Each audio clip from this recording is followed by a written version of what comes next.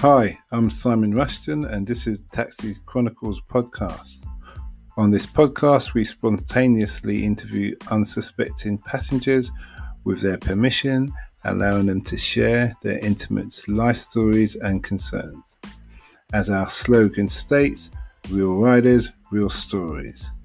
Some riders prefer to be anonymous, while others ask me to tell their story later on. Either way, there are all genuine 5 to 10 minutes stories, so sit back and enjoy this episode. Hi, and yes, yet again we have another customer, or a guest I should say, not customer, we're not selling anything here. Her name is Grace and she's British, but she sounds Australian. Don't tell anybody. But she's lived in America, in New York, for the last 10 years, and now she's back doing her events management, and she's doing things virtually, and we won't talk about UN and the World Peace Summit because it's kind of contradictory, but still. But she's going to tell us, how she ended up in New York, what she was doing in New York, and the differences between New York and London, and what she loves best. Ooh, hello. Hello. Yes, so spent a lot of my time in New York. I graduated from the University of Sussex and moved out to the US when I was 22. What did you study? International relations and philosophy. Okay. I thought I was going to, make big moves in the political world. That did not happen. And have spent the past 5 years at Scholastic, the children's book publisher. I'm sure some of your listeners will remember Scholastic book fairs, the highlight of your year at school sometimes. Wait, is that, when you say Scholastic, is that like the one where you go spastic? Is that what that is? I don't think so. And you change your name to Scope? I haven't heard that. Okay, maybe that's something different. Go on, say it. Just me being me. Go on. Just you being you. Yes, so worked out there doing partnership programs with corporations, not-for-profits, entities that wanted to, provide teachers and classrooms with free educational resources. So we're doing that for the past 5 years in New York, and moved back home in March of this year. But New York will forever have a piece of my heart. It is a magical place. I see it on TV now when I'm watching shows, and it just pulls. I remember that. I used to live here. Exactly. Yeah, it's truly wonderful. And I married an American, and I have a 2-year-old son. So that's why we decided to move back to London to be around my family. But if I could have made it work in New York, I think I would have. It's just wonderful. Everything about it. I love the food, the people, the pace, the subway. Subway, okay. Yeah, I loved everything about it. I just see people getting killed and stuff on the subway. Oh, magical things happen on the subway. I've heard the most amazing singers on the subway, buskers who have gone on to be famous. You see all sorts. But I just loved everything about it. I really did. Okay, that's great. So, what was their everyday life for you like there? In the past 2 years, very different than it was before. I had a son in 2018, so life slowed down a lot. But before that, yes, wasting a lot of money going out, drinking and brunching and just exploring the city, really. Enjoying time with friends and karaoke. Loved a good karaoke in New York. Mm-hmm. My husband is in the restaurant industry, so we spent a lot of time eating out, and that definitely got cut in. Well, we barely did it anymore after when we had a child. Mm-hmm. So yeah, that was very different. But I very much enjoyed having a baby in New York. There's so much to do and see, and you can walk everywhere. Okay. Yeah. Mm-hmm. Did you travel much of America apart from New York? Well, the reason actually I wanted to move to the US is I'm an only child, and my parents took me to America a lot. We went kind of all around, actually, Arizona and California, the Carolinas, Florida. So I had this kind of fascination with the States, I think. So it felt almost inevitable that I would move out there. But yeah, I have friends all over the US now, and it's an interesting, very interesting place. You know, was it easy to make friends there? I mean, I moved when I was young, so I think everything is easier when you're in your early 20s. I feel like it's easy to just kind of blend in with people. Exactly. And also when you're, you know, as a foreigner, even, you know, being from the UK, it gives you that edge, you know. When you meet people, you're a little bit less afraid because you have this kind of, you're new, you know, like what do you have to lose? You don't know these people. You know, I made a big jump from, you know, I moved over there alone, obviously, and I feel like it gives you this extra boost of confidence that you can insert yourself into groups, I think. So that definitely helped me, I think, give me the ability to make friends a little bit more easily and just kind of be myself, I feel like, you know. But yeah, made lifelong friends who I dearly miss over here, but definitely kept in contact with all my friends from here when I was over there. So yeah, now it's just growing the family, I guess. Yes. So you came to live here. If you hadn't, if your family wasn't here, like let's say your parents, would you have rather brought your children up in America? I don't know, actually. I mean, you know, America has an incredible amount of flaws, and I would say incredible. Okay, yeah. Like what? I think I mean I definitely have a worry about, you know, the it's not really rational, but I think, you know, the potential for gun violence in the US it does scare me a lot, actually. I mean, I never felt unsafe in New York by any means, but to think that is something that could happen in a school or to my son was a very, felt like a real worry. And yeah, I don't know, actually. I mean, I feel confident. The UK has its own flaws, I guess, but I feel a little bit more confident in the system here, and the people he'll meet and the views that he'll experience here, I think, are more varied and more accepting than they are in the US. Okay. What does your husband do? You said he's in the restaurant business. Yes. So he is like the director of restaurants. He was working for Wolfgang Puck in New York, a steakhouse, and we've been separated.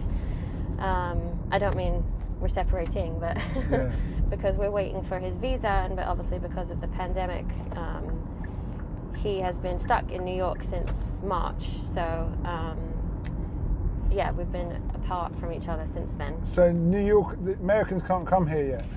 He can travel if he wanted to, but because he needs a visa in order to work right now, it's no relevance. You know, all the visa offices were shut for months, and there's just a backlog. So we have some movement on it, but he hasn't been able to come over here and live properly because he doesn't have a visa yet. You speak of America and their flaws. Yeah. How did you manage with the healthcare? Because obviously healthcare is not free, so it must have been very expensive. I mean, it is expensive. I mean, when you know, luckily I was in very solid employment, and you pay out of your paycheck. You know, you pay all your taxes, and then on top of that, you pay for health insurance, and you pay, you know, every time you go to the doctor, and you know, to have my son, that was like $10,000. Yeah. Yeah. It's crazy, I know. That's on top of the money that I'm already paying into the system. So, you know, you pay like... It's some gangster business, man. It's crazy. You'd rather stay there. How many children do you want? I don't know yet. Right, I had to come back here and start popping out children and then go there. Pop back, yeah. It's really prohibitive. It's scary, you know. And then my son actually had to have surgery. Okay. And yeah, and they ask you for money up front, and I mean, it wasn't medically necessary. I mean, he needed it, but it wasn't like an emergency or anything. And they say to you, you know, if you can't pay, and it's not urgent, we're not going to do it. And you have to really be able to stand up for yourself and fight. No humanity. No, it's all about money. It's all about But money. they believe they're the best country in the world, don't they? They do. They don't. I don't understand that, though. I've never understood that. Yeah, they don't understand it. I mean, even people that are who are probably more liberal-minded or see the value of like social services, they also don't understand it. You know, like they're such a monetized country. You know, everything has a dollar sign behind it. I think they're still in the Stone Age, to be honest. Regardless of all their technology, it seems like, I should say, it seems like if you don't understand, because why would you pay taxes if you don't get a service? And yeah, you're absolutely right. You don't. And you know, in New York, you're paying like a federal tax, you're paying a state tax, and you pay a New York City tax. You know, people like to make fun of the UK or Europe for their high taxes, and I tell you, it's the same, if not more, over there, and you get nothing for your money. So you pay federal, state, and city. That's 3 taxes. 3 taxes. And do they have VAT as well? Yes. So then you paid. So I don't know if when you go to the States, whatever you buy, there's tax on top of that. Yeah.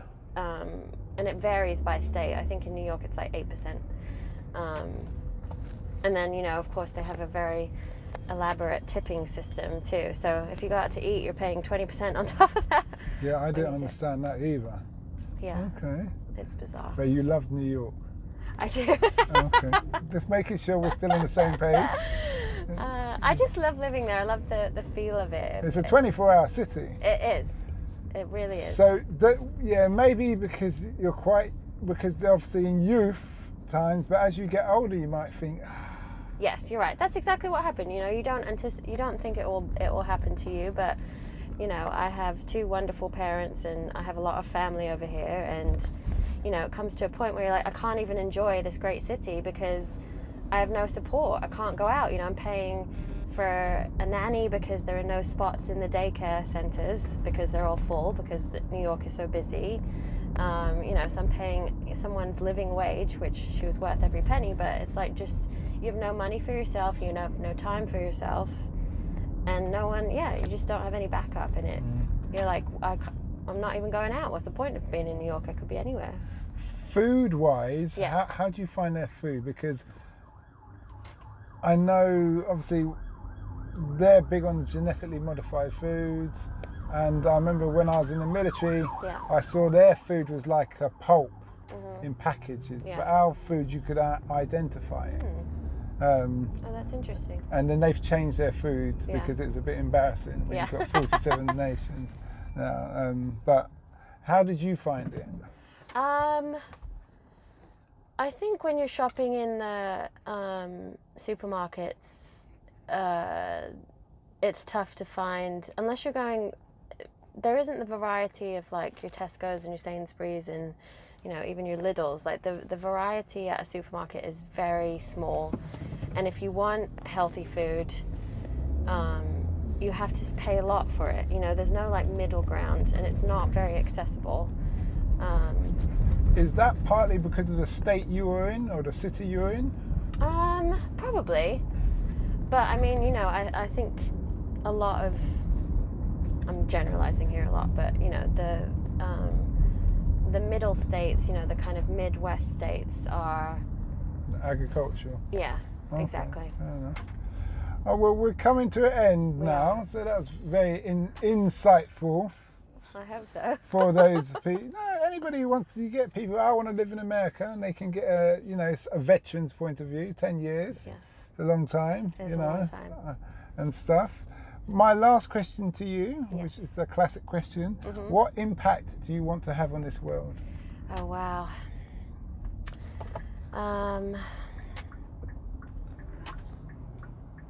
I actually think about that question a lot more now that I have a son, because I'd actually like to have my impact be the kind of person he grows up to be, that he is, you know, less biased, less bigoted, less, you know, less all of the horrible things that we see in the world today. If we can start stripping those things back, I'd love him to take that forward, you know. I'd love that to be Okay. Yeah. That's good. Well, thank you for that. Thank you. It was a pleasure. And have a nice day. Thank you. We hope you liked that episode. Keeping in mind, we never know who we are going to interview. We post twice a day, 8 a.m. and 5 p.m. GMT. Have you ever considered the future economies to invest in? Why not listen to our sister podcast, Africa Investor Stories? Considering Africa has the fastest growing economies and population on Earth and has done for many years, it holds 30% of the world's known natural resources. We publish twice a week, Tuesday with a guest investor and Fridays talking about investment, politics and history, providing a clear understanding for any potential investor.